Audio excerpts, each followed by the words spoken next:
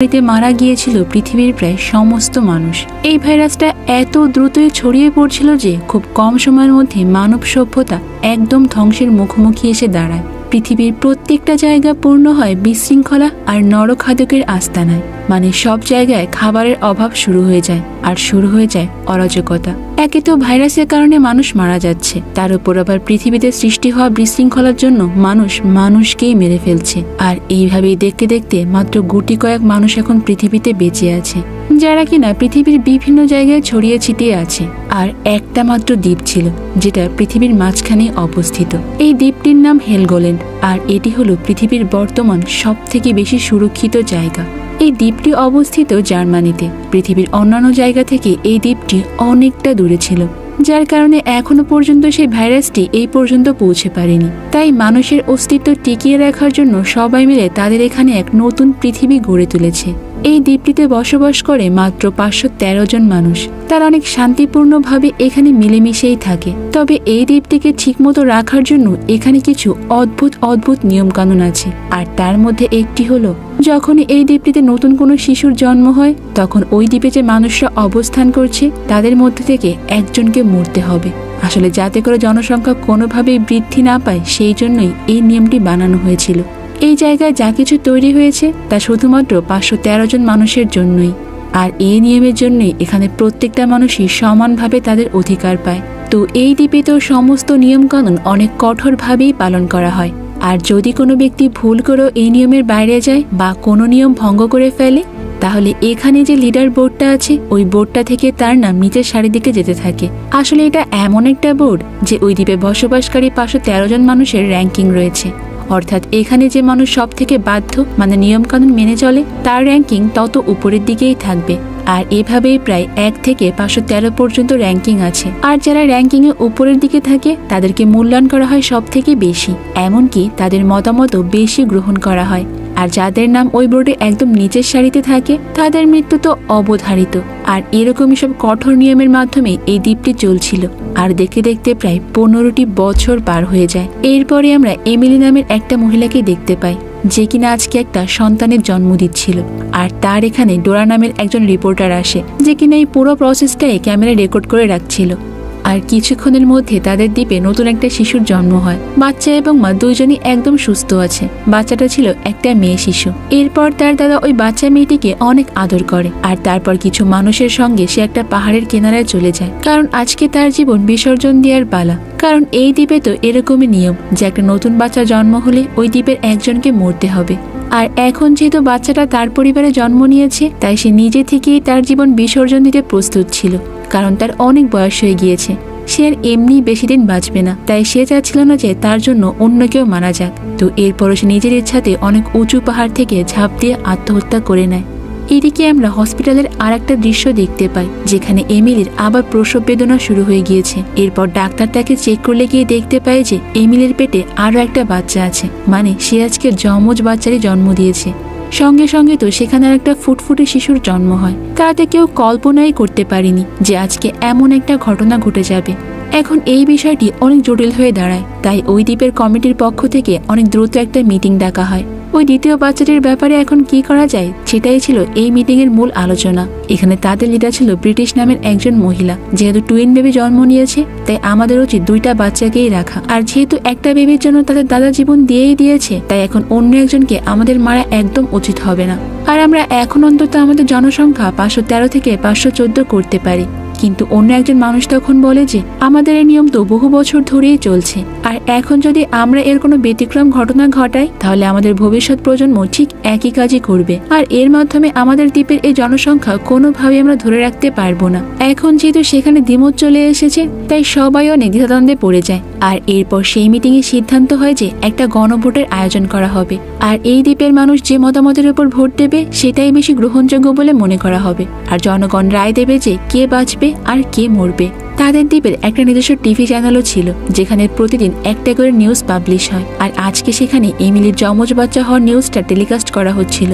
আর একই সাথে মানুষকে ওই বোর্ডের কথাও মনে করিয়ে দেওয়া হচ্ছিল, যেখানে একটা চার্ট শো করা হচ্ছিল।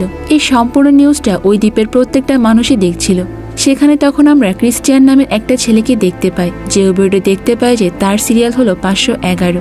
এটা দেখে তো সে অনেক বেশি অবাক হয়ে যায়, কারণ এই দ্বীপে লোক আছে মাত্র 513 জন, আর সেখানে তার সিরিয়াল 511। তার মানে খুবই শীঘ্রই তার মৃত্যু অবধারিত, কারণ শেষের পজিশনে থাকা মানুষদেরকে নিয়ে ওই গণভোটের আয়োজন করা হয়। তো ক্রিস্টিয়ানা তো এই বিষয়টা নিয়ে খুবই দুশ্চিন্তায় পড়ে যায়। তখন আমরা ক্রিস্টিয়ানের হেনরিক নামের আরেকজন বন্ধুকে দেখতে পাই। সে তার বন্ধুকে বলে যে যদি এবার মৃত্যুর জন্য আমি নির্বাচিত হই তাহলে কিন্তু আমি কোনোভাবেই লাফ দিব না।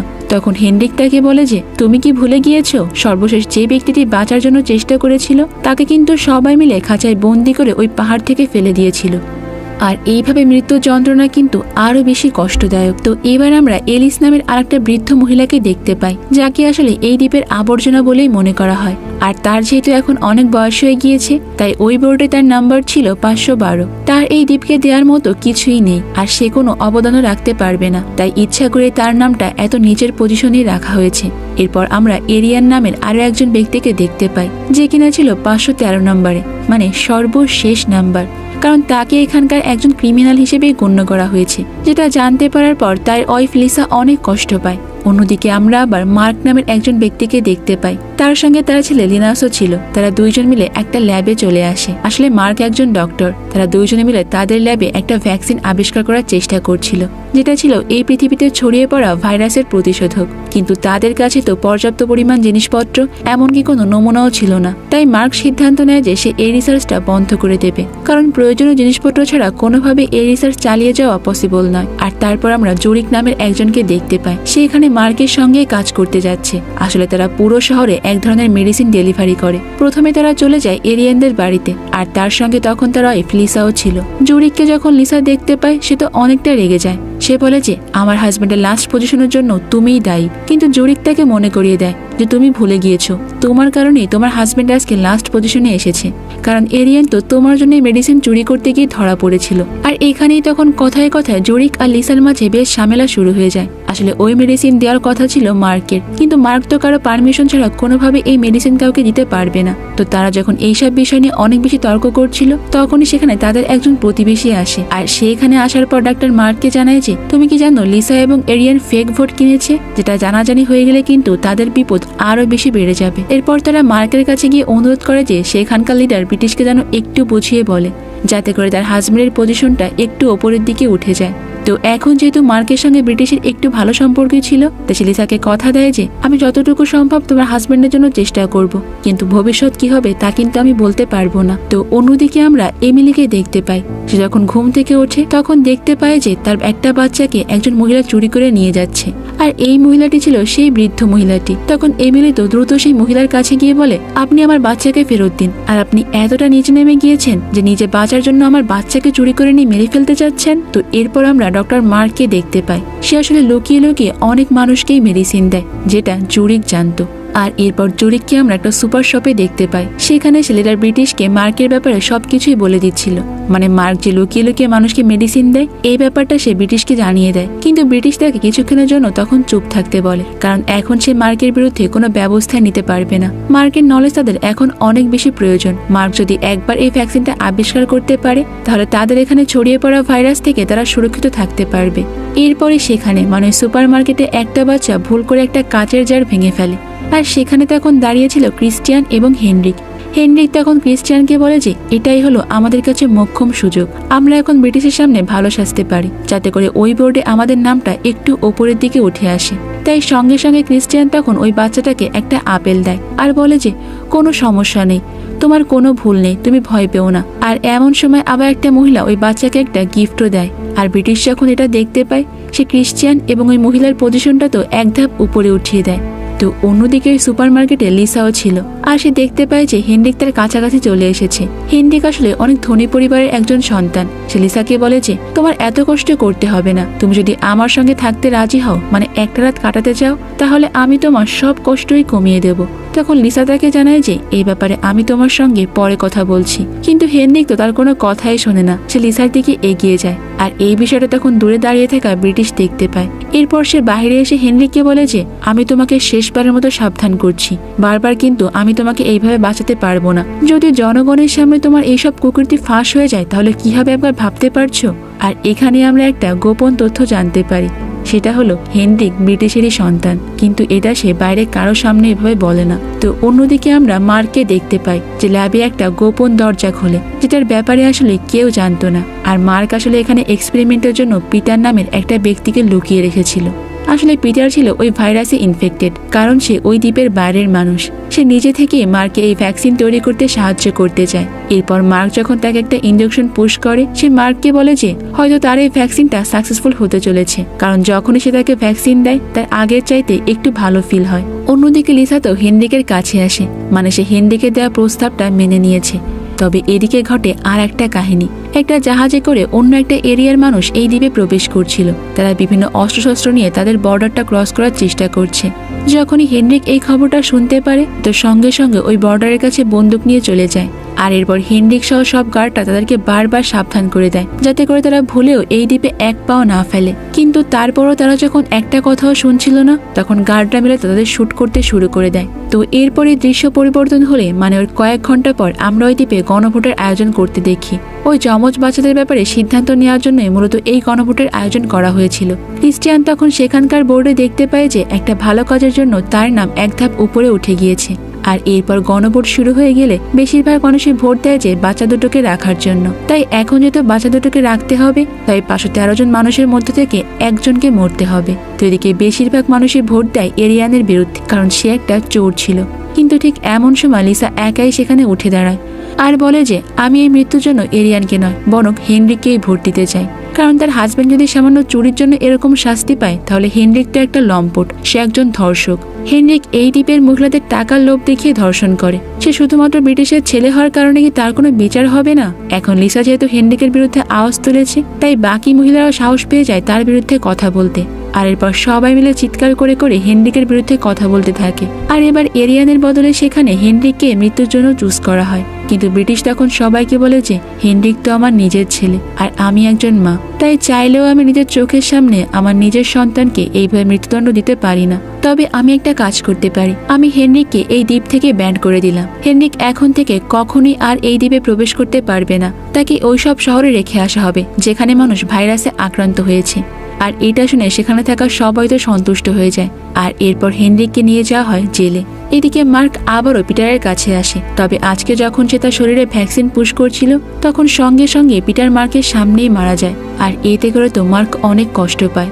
তারপর সেটা কাউকে না জানে পিটারের লাশটাকে পুড়িয়ে ফেলে, যাতে করে এই বিষয়টা আর কেউ জানতে না পারে। তো পিটারের মৃত্যুর সঙ্গে সঙ্গে তো মার্কের ভ্যাকসিন নিয়ে কাজ করার আর কোনো নমুনাই রইল না। এরপরের দিন সকালবেলায় আমরা মার্ককে তার ছেলে লিনাসের সঙ্গে কথা বলতে দেখি। সে তার ছেলেকে এই সব বিষয় খুলে বলছিল। লিনাস তখন তার বাবাকে জানায় যে আমি গার্ডদের টিমে জয়েন করব, আর হেনরিকে অন্য একটা শহরে রেখে আসার সময় আমিও যাব। সে আসলে পৃথিবীর অন্যান্য জায়গায় গিয়ে দেখতে চায় যে মানুষের কোনো আইডেন্টিটি আছে কিনা, যেটা তার বাবার পরবর্তীতে কাজে লাগতে পারে। কিন্তু মার্ক তাকে বলে যে এই দ্বীপের বাইরে যাও কিন্তু অনেক রিস্কি, আমি চাই না তুমি যাও। কিন্তু লিনাস তো তার বাবার কথা শোনে না। আর এরপরে আমরা দেখতে পাই যে সমস্ত গার্ডরা হেনরিকে নিয়ে যাওয়ার জন্য রেডি হয়ে গিয়েছে।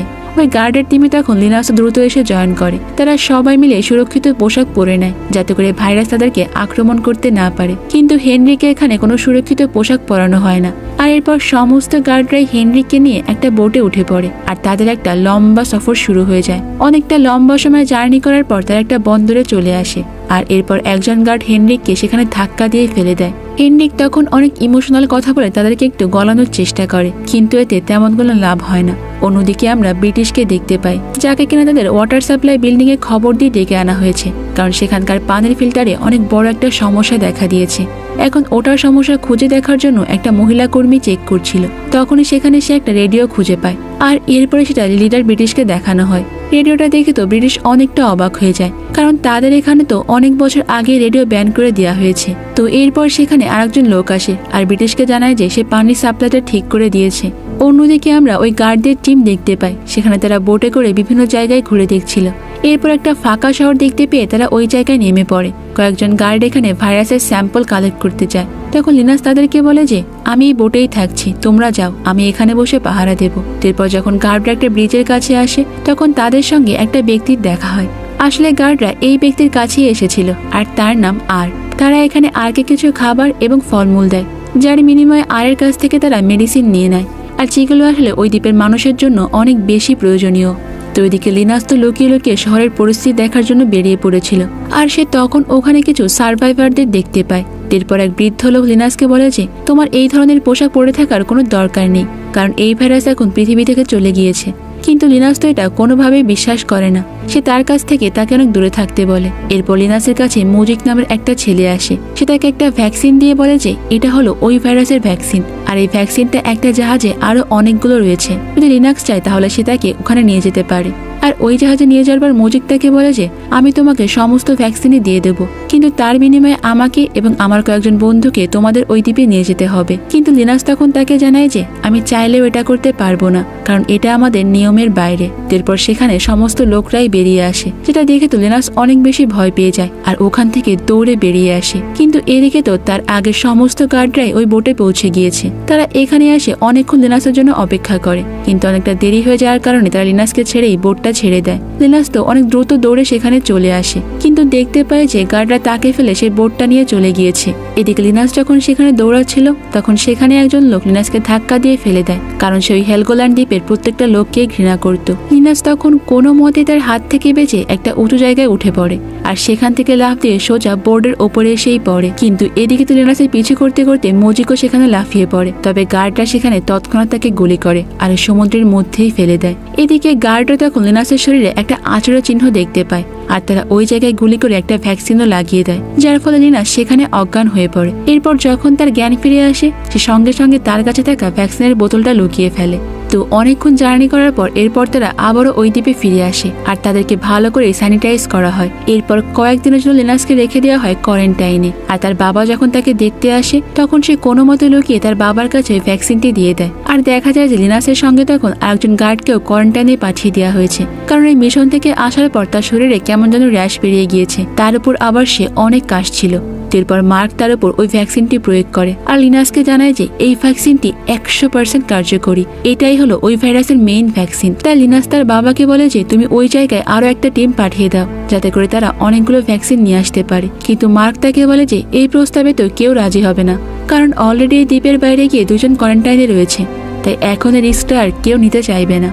অন্যদিকে আমরা আর্দের শহর দেখতে পাই, সেখানে কয়েকজন মানুষ ছিল। তার নদীতে মজিকের লাশটা খুঁজে পায়, আর তার পকেটে তারা একটা ভ্যাকসিনও খুঁজে পায়। তখন আর বলে যে তোমরা মজিকের ফ্রেন্ডদের খবর দাও। এদিকে আমরা তো হেনরিককে দেখতে পাই, সে একদম শহরের মধ্যেই চলে এসেছে। সে ওখানে অলিমা নামের একটা মহিলাকে দেখতে পায়। অলিমার কাছে প্রচুর পরিমাণ স্যানিটাইজার ছিল।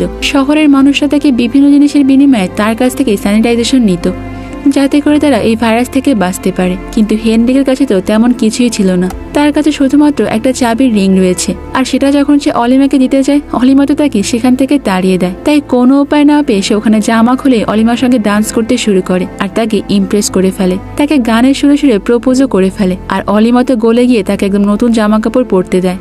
এরপর অলিমা তাকে তার বাড়িতে নিয়ে এসে সমস্ত জিনিসই ঘুরিয়ে ঘুরিয়ে দেখায়। আর রাতের বেলা সে যখন তার গুপ্তধন দেখাতে যাবে ঠিক তখনই হেনরিক তাকে সেখানে মাথায় আঘাত করে আর মারতে মারতে তাকে সেখানে মেরেই ফেলে, যাতে করে সে ওখানে অলিমার জায়গাটা নিতে পারে। অন্যদিকে আমরা ব্রিটিশকে দেখতে পাই, যে কিনা সেখানে লিসার সঙ্গে কথা বলছিল। সে লিসাকে বলে যে তুমি অনেক সাহসী, যার কারণে তুমি হেনরিকের বিরুদ্ধে আওয়াজ তুলতে পেরেছো।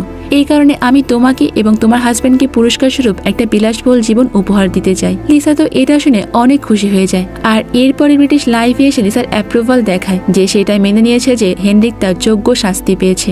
আসলে ব্রিটিশ এখানে সবার সামনে ভালো হয়ে থাকার জন্যই এইসব কাজ করে যাচ্ছিল।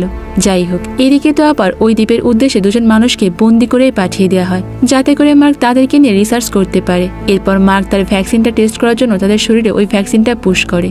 এদিকে দেখা যায় মার্কের ছেলে লিনাসের শরীরেও সেম ভাবে র্যাশ দেখা দিয়েছে, মানে সেও ওই একই ভাইরাসে আক্রান্ত, কিন্তু সে এই বিষয়টা সবার কাছেই লুকিয়ে রেখেছে। এদিকে ব্রিটিশ তো সবার কাছে তাদের যে গার্ড মারা গিয়েছে মানে হিন্সের মৃত্যুর খবর জানিয়ে দেয়, আর এই জন্য সে গার্ডদের লিডার মিয়াকে দায়ী করে, কারণ সে মনে করে যে তার দায়িত্ব জ্ঞানহীনতার কারণেই এরকমটা হয়েছে।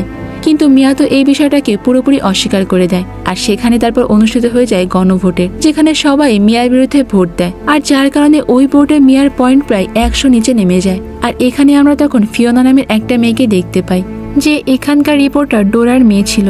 মিয়ার সঙ্গে তার সম্পর্কে বেশ ভালোই ছিল, তাই মিয়াকে প্রোটেক্ট করার জন্য সে ওখানে ইচ্ছা করে কাশি শুরু করে দেয়। আর সবাই ভাবে যে ফিওনা হয়তোবা ইনফেক্টেড, তাই সবাই তো ওখান থেকে ভয় পেয়ে বেরিয়ে চলে যায়। কিন্তু এতে তেমন একটা লাভ হয় না, কারণ কয়েক ঘন্টা পরে ব্রিটিশ আবার একটা মিটিং এর আয়োজন করে, আর সেখানে সে মিয়ার পয়েন্ট কয়েক ধাপ কমিয়ে দেয়। আর ফিওনার মা ডোরাকে ওয়ার্নিং দিয়ে বলে যে দ্বিতীয়বার তোমার মেয়ে এরকম কোনো কাজ করলে তার পয়েন্ট আমি নিচে নামিয়ে দেব। এদিকে পরের দিন সকালবেলায় দেখা যায় যে ফিওনা হঠাৎ করে বমি করতে শুরু করেছে, যা দেখে তার মা তো অনেক টেনশনে পড়ে যায়। তাই এরপর সে তাকে তাদের ওখানকার একজন মহিলা নার্সের কাছে নিয়ে যায়, যার নাম লিলি। লিলি ফিওনাকে টেস্ট করার পর জানতে পারে যে সে প্রেগনেন্ট। লোরা তো এতে অনেকটাই বেশি টেনশনে পড়ে যায়, কারণ এই বাচ্চাটি অবৈধ, ফিওনা তো আনম্যারিড, আর এটা যদি কোনোভাবে জানাজানি হয়ে যায় তাহলে ফিওনার পয়েন্ট অনেকটা নিচে নেমে যাবে। তাই সে ফিওনাকে বোঝানোর চেষ্টা করে যে এই খবরটা জানাজানি হওয়ার আগে সে যেন এই বাচ্চাটাকে নষ্ট করে ফেলে, কিন্তু ফিওনা এই কথা শুনে তো অনেক বেশি রাগ করে। এরপর লিলি তখন লোরাকে বলে যে তুমি তার সঙ্গে ভালো ব্যবহার করো, আর কোনো মতে বা খাবারের সঙ্গে এই মেডিসিনটা তাকে খাইয়ে দেবে, দেখবে তার বাচ্চা নষ্ট হয়ে গিয়েছে। লোরা তখন বাসায় গিয়ে সেই কাজটাই করে, সে ফিওনাকে সাপোর্ট করার অভিনয় করে, আর তার চায়ের সঙ্গে তাকে সেই মেডিসিনটাই খাইয়ে দেয়। তো ওই দিন রাতে ফিওনার কাছে আবার তার বয়ফ্রেন্ড টম আসে। ফিওনার প্রেগনেন্সির কথা শুনে তো সে অনেক খুশি হয়ে যায়, এমনকি সে যে গার্ডের চাকরিটা পেয়েছে সেটাও সে জয়েন করতে চায় না, কারণ এই পুরো সময়টাই সে ফিওনার সঙ্গেই থাকতে চায়। অন্যদিকে মার্ক যখন তার ছেলেকে চেক করতে আসে তখন লিনাস তার বাবাকে জানায় যে সে ভাইরাসে ইনফেক্টেড হয়ে গিয়েছে।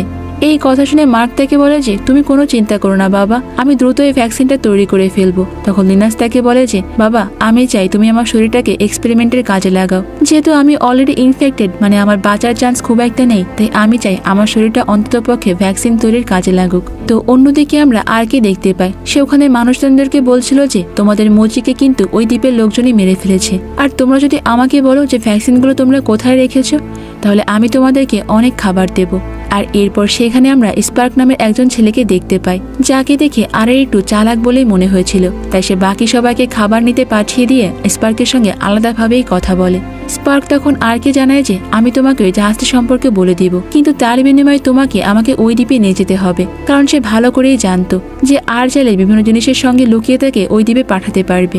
এদিকে মার্ক তার ছেলেকে নিয়ে তো অনেক দুশ্চিন্তায় ছিল, তাই সে লুকিয়ে লুকিয়ে মিয়ার সঙ্গে দেখা করতে আসে। সে মিয়াকে বলে যে তুমি ব্রিটিশের কাছ থেকে পারমিশন নিয়ে কয়েকজন লোককে নিয়ে আবারও ওখানে যাও যেখানে ভ্যাকসিনটা রয়েছে, কিন্তু মিয়া তখন তাকে জানায় যে ব্রিটিশের পারমিশন ছাড়া আমি কোনো রিস্ক নিতেই পারবো না, এমনিতেই আমার পয়েন্ট অনেক কমে গিয়েছে। এরপর সে মার্ককে বলে যে তোমার তো ব্রিটিশের সঙ্গে ভালো সম্পর্ক, যাও তুমি গিয়ে আগে পারমিশনটা নিয়ে আসো, তারপরেই আমি যাব। তো অন্যদিকে আমরা হেনরিকে দেখতে পাই, সেই নতুন জায়গায় কোনো কিছুই ঠিকমতো বুঝতে পারছিল না। তো এরপর যখন সে ওখানে একটা মেয়েকে দেখতে পায়, সে তাকে দুটো ব্যাটারি দেয় আর এখানকার কিছু ইনফরমেশন জানতে চায়, কিন্তু ঠিক তখনই তার পেছনে কয়েকজন লোক আসে আর তার মাথায় বাড়ি মেরে তাকে সেখানে অজ্ঞান করে ফেলে। এরপর যখন হেনরিকের জ্ঞান ফিরে আসে, সে নিজেকে একটা জায়গায় উল্টো করে ঝুলন্ত অবস্থায় আবিষ্কার করে। তাকে আসলে একটা গ্যাং ধরে নিয়ে এসেছিল, কারণ অলিমা নামে যে মহিলাটাকে সে হত্যা করেছে ওই মহিলা এই গ্যাংয়েরই সদস্য ছিল। এরপর সে বাঁচার জন্য তাদেরকে বলে যে আমি আরের টিমের সদস্য, কিন্তু এই গ্যাংয়ের লোকজন তার একটা কথাই বিশ্বাস করছিল না। কিন্তু আরের নাম শুনে তারা সবাই মিলে অনেক ভয় পেয়ে যায়, কারণ আর সেখানকার অনেক পাওয়ারফুল একজন মানুষ, তাই তারা সঙ্গে সঙ্গে হেনরিকে নিয়ে যায় আরের কাছে। আর তখন জানায় যে না, এ তো আমার টিমের কোনো সদস্য নয়। আর তখন বাঁচার জন্য হেনরিক আর কোনো উপায় না পেয়ে সত্যি কথাই বলে দেয়। সে বলে যে হেলগোল্যান্ড দ্বীপের যে লিডার মানে ব্রিটিশ, আমি তারই ছেলে, আর তোমরা কিনা আমাকেই মেরে ফেলবে। কিছুদিন আগে যে গার্ডরা এখানে এসেছিল আমিও তাদের সঙ্গে এখানে ঘুরতে এসেছিলাম, আর দুর্ভাগ্যবশত আমি এখানে হারিয়ে গিয়েছি। আপনি যদি চান আমি তাহলে আমার মায়ের কাছ থেকে আপনাকে প্রচুর পরিমাণ খাবার এনে দিতে পারি। আর সে আরো বলে যে অলিমাকে কিন্তু আমি মারিনি, সে ওই রাতে ভাইরাসে ইনফেক্টেড হয়েই মারা গিয়েছিল। এই কথাগুলো শুনে তখন আর ওই লোকদেরকে কিছু খাবার দিয়ে দেয়, আর ওই খাবারের বিনিময়ে সে হেনরিককে তার কাছেই বেঁধে রাখে। এরপরই আর হেনরিককে জানায় যে তুমি কি আমাকে বোকা পেয়েছো, আমি সবই জানি, তুমি অলিমাকে মেরেছো আর তোমাকে তোমার দ্বীপ থেকে বের করে দেওয়া হয়েছে। এরপর সে হেনরিকে একটা শর্ত দেয়, সে বলে যে তুমি যদি তোমার দ্বীপের সম্পর্কে আমাকে সবকিছু বলো তাহলে একমাত্র আমি তোমাকে ছেড়ে দিতে পারি। আসলে আরের অনেক দিনের স্বপ্ন ছিল সে ওই দ্বীপ মানে হেলগোল্যান্ডের লিডার হবে। অন্যদিকে আমরা তো ব্রিটিশকে দেখতে পাই, সে একটা মিটিং এ সবাইকে বলে যে আমাদের দ্বীপের বাইরে থেকে একজনকে আনতে হবে, কারণ যেহেতু হেন্স মারা গিয়েছে তাই তার জায়গায় অন্য একজন মানুষকে নেওয়া হবে। এরপর সেখানে যে পানির লাইন ঠিক করে দিয়েছিল তার ওয়াইফকে ওই দ্বীপে আনা হয়, তাকে ইন্টারভিউর মাধ্যমে সিলেক্ট করা হয়। অন্যদিকে আবার তখন সেখানে ড্যানিয়েল নামের একটা মেয়ে চলে আসে, আর সে বলে যে আমি ইলেকের ওয়াইফের থেকে নাকি বেশি উপযোগী এখানে থাকার জন্য। তাই তাদের মধ্যে তখন আবার একটা ইন্টারভিউর আয়োজন করা হয়। তারা দুইজনে ইন্টারভিউতে অনেক ভালো উত্তর দিচ্ছিল, কিন্তু যেহেতু তাদের ওখানে কোনো সার্জন ছিল না তাই তাই ইলেকের ওয়াইফের পরিবর্তে সেখানে ড্যানিয়েলকেই চুজ করা হয়, কারণ সে একজন সার্জন ছিল। তবে সেখানে ঘটে আর একটা কাহিনী, কারণ এরপর যখন মার্ক একজন ওয়ার্কারের অপারেশন করছিল তখন ড্যানিয়েলও সেখানে উপস্থিত ছিল, কারণ সে নিজেকে তো একজন সার্জন বলেই পরিচয় দিয়েছে। কিন্তু ড্যানিয়েলের অপারেশন থিয়েটারে অনেক অসহ্য লাগছিল, আর এরপর সে গিয়ে মার্ককে সব সত্যি কথা বলে দেয়। সে বলে যে আমি কোনো সার্জন নই, আমাকে যখন ইন্টারভিউতে প্রশ্ন করা হচ্ছিল তখন আমি সবকিছু বই দেখে দেখে উত্তর দিয়েছি। ঠিক ওই সময় আবার তখন সেখানে জুরিক চলে আসে আর বলে যে আচ্ছা এটাই তোমাদের প্ল্যান, আমি তোমাদের সব কথাই শুনে ফেলেছি। সে এটাও বলে যে লিনাস তো অলরেডি ভাইরাসে ইনফেক্টেড, মার্ক একটা অকর্মক, কারণ সে এখন পর্যন্ত একটা ভ্যাকসিনও তৈরি করতে পারেনি। সে তার নিজের ছেলেকেই বাঁচাতে পারছে না, অন্যদের আবার কি বাঁচাবে? অথচ এতগুলো মানুষ কিনা তার উপরই ভরসা করে আছে, তাকে এত বড় একটা পজিশন দিয়ে রেখেছে। যদি মার্ক না থাকতো তাহলে এই পজিশনে আজকে আমি থাকতাম, আর ঠিকই ভ্যাকসিনটা আবিষ্কার করতে পারতাম। তো এগুলো নিয়ে তখন মার্ক আর জুরিকের মধ্যে অনেক ঝগড়া শুরু হয়ে যায়। এটা দেখে তো ড্যানিয়েল তখন জুরিকের উপর আঘাত করে, আর সেখানে আবার তাদের মধ্যে মারামারি শুরু হয়ে যায়। আর একটা পর্যায়ে যখন জুরিকো ড্যানিয়েলকে মারতে শুরু করে তখন ড্যানিয়েল নিজেকে বাঁচাতে গিয়ে তো জুরিককে সেখানে মেরে ফেলে। আর এটা দেখে তো মার্ক অনেক ভয় পেয়ে যায়, কারণ এই বিষয়টা যদি একবার ব্রিটিশ জানতে পারে তাহলে অনেক ভয়ঙ্কর কিছু একটা ঘটে যাবে। এরপর তারা দুইজন মিলে তো লুকিয়ে লুকিয়ে জুরিকের লাশটাকে সমুদ্রের পানিতেই ফেলে দেয়। অন্যদিকে ব্রিটিশ এসে ফিওনাকে জানায় যে তার বয়ফ্রেন্ড ঠিকঠাক মতো কাজে জয়েন না করার কারণে তাকে কারাগারে বন্দি করে দেওয়া হয়েছে, আর সে এটাও জানে যে ফিওনা প্রেগনেন্ট। তাই সে তাকে বলে যে যেভাবেই হোক এই বাচ্চাটাকে নষ্ট করে দাও, এই বাচ্চাটা অবৈধ। আর সে কোনো মতেই চায় না যে এরকম অবৈধ কোনো বাচ্চা তার এই দ্বীপে জন্ম হোক। কিন্তু ফিওনা তো এটা শুনে প্রচন্ড রেগে যায়, আর সে ব্রিটিশকে বলে যে আমি খুব ভালো করেই জানি তুমি একটা ভালো মানুষের মুখোশ পরে থাকো, আসলে তোমার ওই ভালো মানুষের আড়ালে রয়েছে একটা কুৎসিত চেহারা, আর এসব নিয়মকানুন তুমি শুধুমাত্র তোমার ভালো থাকার জন্যই তৈরি করেছো। অন্যদিকে আবার টমকে জেলখানা দেখে তার বাবা মা চলে আসে আর দেখতে পায় যে টমের পায়ে অনেক আঘাতের চিহ্ন। তারা টমের কাছে এই বিষয়ে জানতে চাইলে সে তাকে বলে যে এমনিতেই আমি আঘাত পেয়েছি। কিন্তু এরপর ওখানে থাকা একজন লোক তাদেরকে জানায় যে ব্রিটিশ এখানকার গার্ডদেরকে হুকুম দিয়েছে যাতে করে তারা এখানে থাকা সব কয়েদিদেরকে অনেক মারে, মানে অনেক বেশি টর্চার করে। তো এদিকে যখন ফিওনা একটা রাস্তা দিয়ে যাচ্ছিল তখন তার হঠাৎ করে অনেক পেট ব্যথা হতে শুরু করে দেয়, আর সে তো সঙ্গে সঙ্গে নিচে পড়ে যায়। এরপর মার্ক যখন তাকে দেখতে আসে সে বলে যে তোমার মিসক্যারেজ হয়ে গিয়েছে Fiona, I am sorry. Fiona তো এই খবরটা শোনার পর প্রচন্ড ভেঙে পড়ে। অন্যদিকে ব্রিটিশ তো দুদিন ধরে জুরিকের কোনো খোঁজ পাচ্ছে না, তাই সেও অনেকটা চিন্তিত হয়ে পড়ে। এরপর সে জুরিকে খুঁজতে খুঁজতে মার্কের ক্লিনিকে চলে আসে, আর সেখানে যাওয়ার পর সে ওখানে জুরিকের একটা ভাঙা দাঁত খুঁজে পায়। এরপর পরীক্ষা করে জানতে পারে যে ওই দাঁতটা আসলে জুরিকেরই, আর সে এটাও বুঝতে পারে যে জুরিককে হয়তো বা কেউ মেরে ফেলেছে। তাই সে সোজা মার্কের কাছে চলে আসে, কিন্তু মার্ক এখানে তার কথা শুনে অনেক হাসতে থাকে, কারণ সে ভালো করেই জানতো সে যত বড়ই অন্যায় করুক না কেন ব্রিটিশ তাকে কিছুই বলবে না, কারণ এত বড় একটা দ্বীপে মার্কই ছিল একমাত্র ডক্টর। এখন ব্রিটিশ তাকে বলে যে তোমাকে এই নিয়ে চিন্তা করতে হবে না, কারণ আমি তোমাকে ফাঁসাবো না, আর আমি তোমার জায়গায় এখানে ইলেককে দোষী বানাবো। এরপর সবার সামনে ব্রিটিশ তো ইলেককে হত্যাকারী হিসেবে প্রমাণ করে, আর সবাই মিলে ইলেককে সেখানে মৃত্যুদণ্ড দেওয়ার জন্য ভোটও দিয়ে দেয়। শুধুমাত্র ফিওনা এবং তার বন্ধুরা এই বিষয়টাকে সাপোর্ট করে না, তারা এলিককে খুব ভালো করেই চিনত যে এলিক কখনো এই ধরনের কোনো কাজই করতে পারে না। তো এরপর দেখতে দেখতেই সেখানে এলিকের শাস্তির দিন চলে আসে। তার পায়ে অনেক ভারী লোহা বেঁধে দেওয়া হয় আর তাকে সমুদ্রের পাড়ে নিয়ে যাওয়া হয়। সেখানে তো সব দ্বীপবাসীরাই ছিল, আর মার্কও সেখানে দাঁড়িয়ে দাঁড়িয়ে অনেক অনুতপ্ত হচ্ছিল। এরপর সেখান থেকে সে লিনাসের কাছে চলে আসে আর তার ছেলেকে তার অপরাধের কথা জানায় যে সে কত বড় অন্যায় করে ফেলেছে, তাকে এর প্রায়শ্চিত্ত করতেই হবে। আর এরপরেই গল্প চলে যায় ফ্ল্যাশব্যাকে, যখন পৃথিবীতে প্রথম এই ভাইরাস ধরা পড়েছিল, যেই কারণে শহর থেকে সমস্ত মানুষদেরকে একটা নিরাপদ জায়গায় নিয়ে যাওয়া হচ্ছিল। আর ওই সময় মার্কের ওয়াইফ হাসপাতালেই ছিল, আর মার্ক যদি তখনই তার ছেলেকে নিয়ে একটা নিরাপদ জায়গায় না আসে তাহলে সে তার ছেলেকে কোনোভাবে সেভ করতে পারবে না। মার্ক তার ছেলেকে সেফ জায়গায় নিয়ে যাওয়ার জন্য ওই লোকদের সঙ্গে সেখান থেকে তার ওয়াইফকে ছাড়াই বেরিয়ে পড়ে। আর যারা ওই ভাইরাসে ইনফেক্টেড ছিল না তাদেরকে শুধুমাত্র হেলগোল্যান্ড দ্বীপে নিয়ে আসা হয়। আর ওই দিনের পর থেকে মার্কের সঙ্গে তার ওয়াইফের আর কোনো যোগাযোগই হয়নি।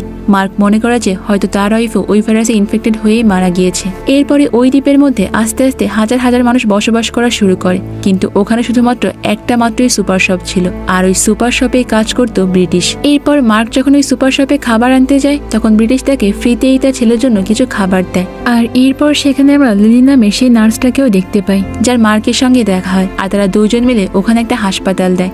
অন্যদিকে এখানকার খাবার পানি এবং সবকিছু কন্ট্রোল করার জন্য ব্রিটিশ সেখানে একটা নতুন রুল চালু করতে চায়। ব্রিটিশের আসলে লিডারশিপের অনেক ভালো কোয়ালিটি রয়েছে, এমনকি সে সবকিছু অনেক ভালোভাবে অর্গানাইজও করতে পারে। তাই এই শপের মালিক ব্রিটিশের কথাতে রাজি হয়ে যায়। আর এরপর তারা নিয়ম করে ওখানে থাকা প্রত্যেকটা মানুষের নির্দিষ্ট পরিমাণ সব জিনিস পাবে, মানে কেউ বেশিও পাবে না আবার কেউ কমও পাবে না। আর এর কিছুদিন পর ব্রিটিশের মাথায় আরো একটা আইডিয়া আসে। সে ওখানকার একটা বড় অফিসারের সঙ্গে দেখা করে আর তাকে জানায় যে তারা চাইলে এই শহরটাকে বাইরের অন্যান্য শহরের মতো অনেক উন্নত করতে পারে। এই জন্য শুধুমাত্র প্রয়োজন সঠিক নেতৃত্ব দেওয়ার। আর এখানে প্রত্যেকটা মানুষের যোগ্যতা অনুযায়ী তাদেরকে কাজে লাগিয়ে দেওয়া হবে এবং বিভিন্ন নিয়মকানুন প্রয়োগ করতে হবে, যাতে করে এখানে সমস্ত ধরনের অন্যায় মানে চুরি ছিনতাই এই সবকিছু নিয়ন্ত্রণে চলে আসে। ব্রিটিশের এই আইডিয়াটা ওই অফিসারেরও খুব পছন্দ হয়ে যায় আর সেও তখন তার টিমে যোগদান করে। তো এরপরে ব্রিটিশ পুরো দ্বীপের মানুষের কল্যাণের জন্য বিভিন্ন ধরনের ইনিশিয়েটিভ গ্রহণ করে আর আস্তে আস্তে সবাই তো ব্রিটিশকে ভালোবেসে তাদের সেই দ্বীপে লিডারই বানিয়ে ফেলে। এরপরে ব্রিটিশ মার্ক এবং সে নার্সটার সঙ্গে শেয়ার করে যে আমি বুঝতে পেরেছি এবং বিভিন্ন লোকের সঙ্গে কথা বলে জানতে পেরেছি এই দ্বীপের যে আয়তন রয়েছে তাতে এখানে শুধুমাত্র 513 জন মানুষ থাকলে অনেক ভালোভাবে জীবনযাপন করতে পারবে। আর এই জন্যই সে ওই নার্সটা এবং মার্কের কাছে সাহায্য চায়। কিন্তু প্রথমে তো মার্করা এই বিষয়ে রাজি হয় না। তখন ব্রিটিশ তাদেরকে বলে যে এই কাজের বিনিময়ে আমি তোমাদেরকে সব ধরনের সুযোগ সুবিধা দেব। আর যেহেতু মার্ক এবং ওই নার্সটার অবস্থা একটু খারাপ ছিল তাই তারা তখন ব্রিটিশের এই প্রস্তাবে রাজি হয়ে যায়।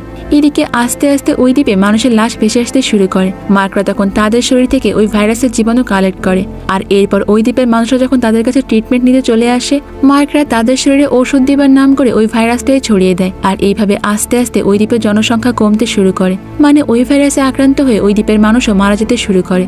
তবে ব্রিটিশ এবং তার লোকজনদের ওই ভাইরাস থেকে বাঁচার সমস্ত ব্যবস্থাই ছিল আর তারা এখানে পুরোপুরি সুরক্ষিত অবস্থায় থাকে। আর এইভাবে আস্তে আস্তে ওই দ্বীপের জনসংখ্যা নেমে আসে 513 জনে। আর এটাই ছিল ওই হেলগোল্যান্ড দ্বীপের আসল রহস্য। এরপর গল্প আবারও চলে আসে বর্তমানে। মার্ক তো এখানে তার ছেলেকে সমস্ত সত্যিটাই খুলে বলে। সে আসলে অনেকটা স্বার্থপরের মতো কাজ করেছিল, কিন্তু এই সবকিছু শুধুমাত্র তার ছেলের জন্যই করেছিল। এরপর মার্ক তার ছেলেকে জানায় যে তোমার কোনো আক্ষেপ নিয়ে মারা যাওয়া লাগবে না আর আমি ঠিক করেছি, আমি সমস্ত দ্বীপবাসীকে সত্যিটা বলে দেব। এরপর আমরা সেখানে ডেনিলকে দেখতে পাই। সে ওখানে আসার পর বলে যে তোমরা এত টেনশন কেন করছো, আর তোমাদেরকে বাঁচিয়ে নেবে।